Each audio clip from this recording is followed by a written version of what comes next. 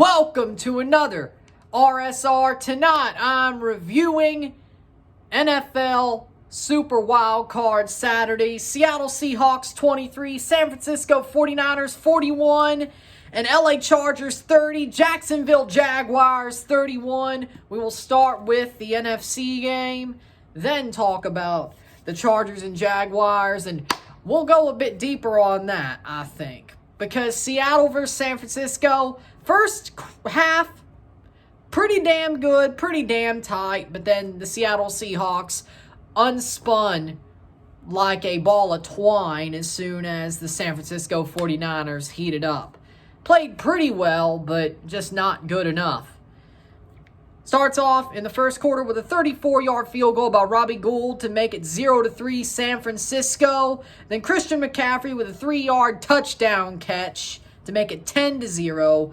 Kenneth Walker for the Seahawks gets an 8-yard touchdown run in the first quarter. In the second quarter, actually, early second quarter to make it 7-10. Robbie Gould hits a 33-yard field goal to make it 7-13. He's always gold. He's good as gold. I tried. DK Metcalf, over the back shoulder throw by Geno Smith. Caught by DK Metcalf. Catches it 50 yards. Blazing down the field. Last man forward. 14-13 Seattle. Then Robbie Gould hits a 46-yard field goal to make it 14-16. And then to end the half, a unsportsmanlike hit on Geno Smith as he was sliding leads Seattle to have a 56-yard try. Jason Myers hits that 56-yarder to make it 17-16 into the half. Seattle's leading at the half. I did not expect that at all. The 49ers seemed a bit pressured. Brock Purdy felt pressure for the first really big first time of his career. And he didn't really react well until the second half. But once that second half started and he got into a rhythm, it was pretty much curtains for the 49ers, or for the Seahawks from the 49ers. With that being said, Brock Purdy, 1-yard touchdown run in the third quarter. The only scoring in the third quarter, 17-23. Elijah Mitchell with an 8-yard touchdown catch to make it 17-31. Deebo Samuel with a 74-yard touchdown catch. A banger of a throw and a run, 17-38. Robbie Gould with a 31-yard field goal to make it 17-41, and then DK Metcalf with a 2-yard touchdown catch to do some scoreboard window dressing, 23-41, and that's the way it would end. San Francisco dominates the second half and does enough. In the first half, Seattle was the slightly better team. Second half, San Francisco said, we gave you a half, we gave you a chance to have the lead, and now we're just going to speed past you and lap you. That's what happened in the first game. Brock Purdy looked better in the second half, so much better. Still pressured a bit. Seattle still had moments defensively that you could say, hey, Brock Purdy feels the pressure of being a Mr. Irrelevant to starting quarterback in a vein like Tom Brady, sort of. But he felt the pressure. But that 49ers defense, though, is just amazing. Amazing. I mean, it is the best in the league for a reason to most people. The 49ers defense made sure this game looked more like a blowout than it really was. Because if you watch that first half, you're like, well, the game's not a blowout. And then it turns into a blowout. The Seahawks defense just fell apart like a Jenga shack. Geno Smith fell apart. And yeah, he played a good first half. And yes, he's going to get a payday in the offseason. I agree. Will it be from the Seahawks or will it be from somebody else? I have no idea.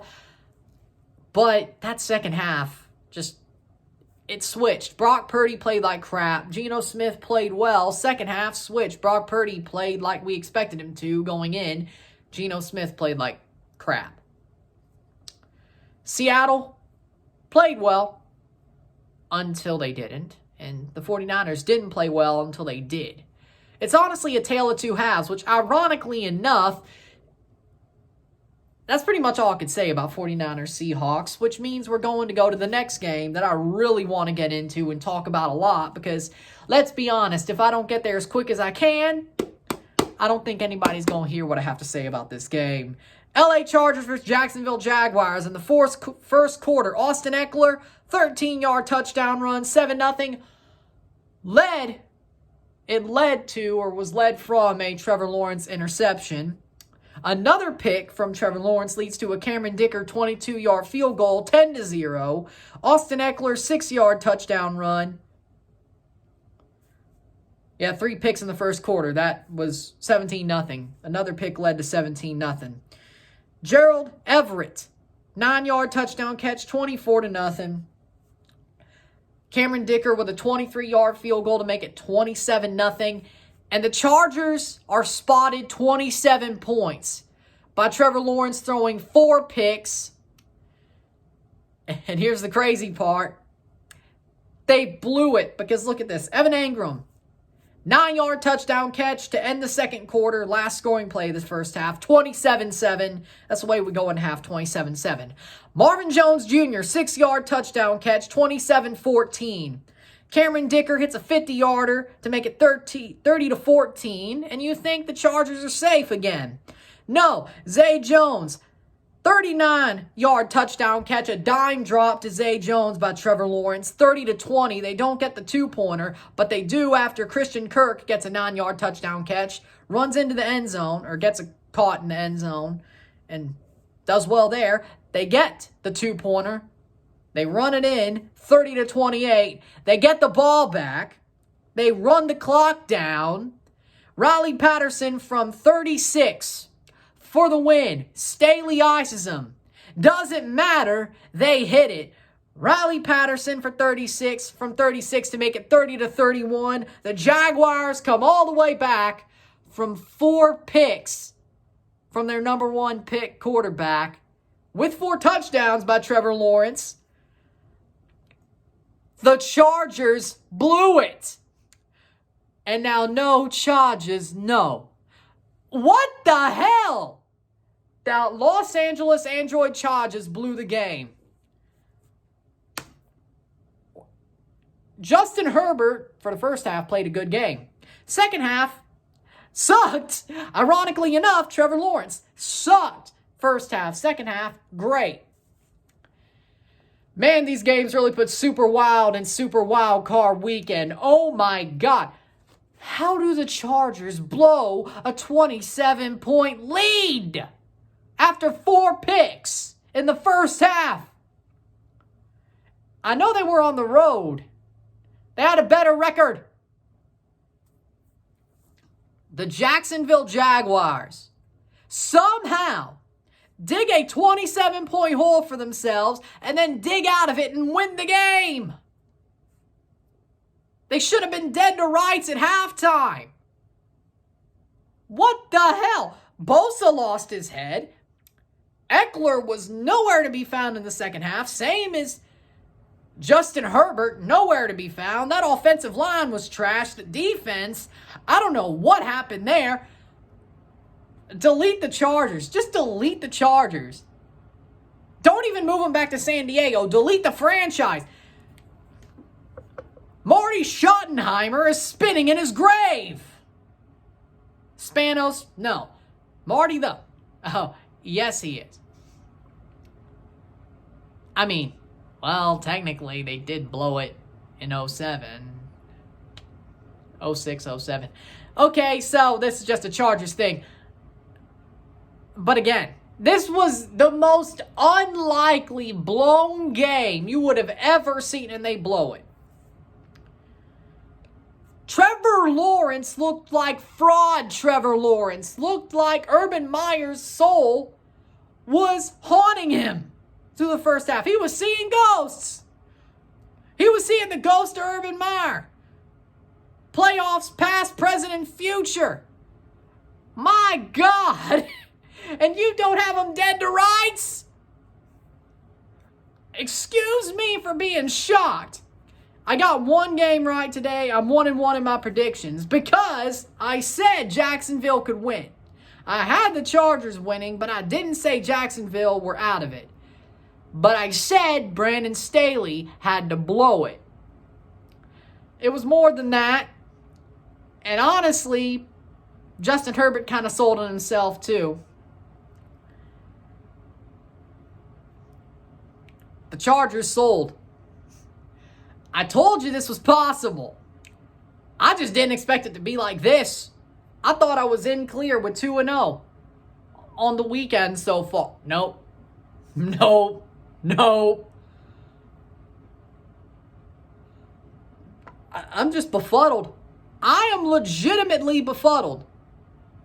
Trevor Lawrence looked like old fraud Trevor Lawrence from Clemson in his first season with Jacksonville. And then the second half, he looks like his good self. I don't know what Doug Peterson told him. I don't know how Doug Peterson got him to settle down, but it worked. Doug Peterson's a genius. And I hate to say it, because I'm still mad about Super Bowl 52. He's a genius, Doug Peterson is. He's actually a damn good coach. Which is probably all Trevor needed, because Dabo Sweeney is a trash coach. And Urban Meyer, don't get me started. If you think Dabo's bad, if you think Dabo Sweeney's bad, you ain't seen nothing yet. Doug Peterson, though. I got to tip my hat to the Jaguars. Whoa, what a game. Legitimately, dead to rights. They get out of the hole and they win the game. I mean, I got to be impressed. I'm impressed.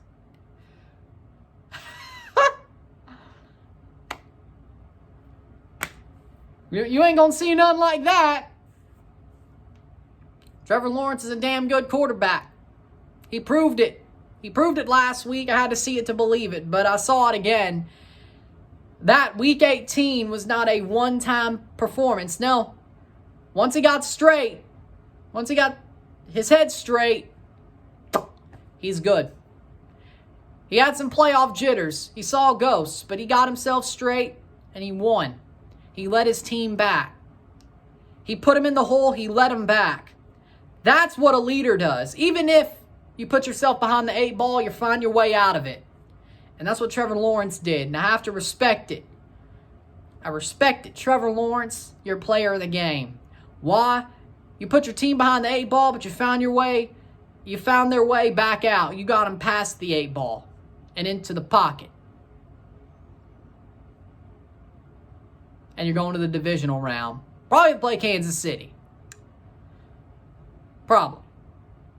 Unless there's an upset, then it's either Cincy or Buffalo. I don't think that'll happen tomorrow. I mean, Cincy is playing a team with a second or third string quarterback who sucks, and Buffalo's playing a team who has a third string quarterback who sucks. It's probably Kansas City. But it's house money at this point.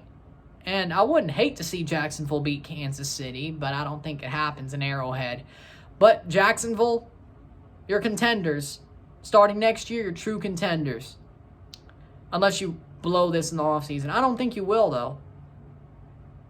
Maybe it's 4D chess, but I don't think you will. Just like the Zay Jones and Christian Kirk thing. I don't think you will blow it. That's what the Chargers do. And now no charges, no. Wow. Wow. 30-31 Jacksonville Jaguars. I did not expect that. At least it went over. Didn't bet, but still. Good game. I think they both went over, actually. Yeah. So there you go. With that being said, I think that's good enough for the first day of wild card games. Yes, the Jacksonville review is pretty much me being befuddled and giving Trevor Lawrence, Jacksonville and Trevor Lawrence props, but I think that's pretty much all we're doing right now. I'm not giving you anything new. But with that being said, I'm going to go laugh at Los Angeles more. I'm going to go laugh at the Los Angeles Chargers more right now. Jeez. Delete the franchise. Delete the franchise. Banish the Spanoses to wherever the hell.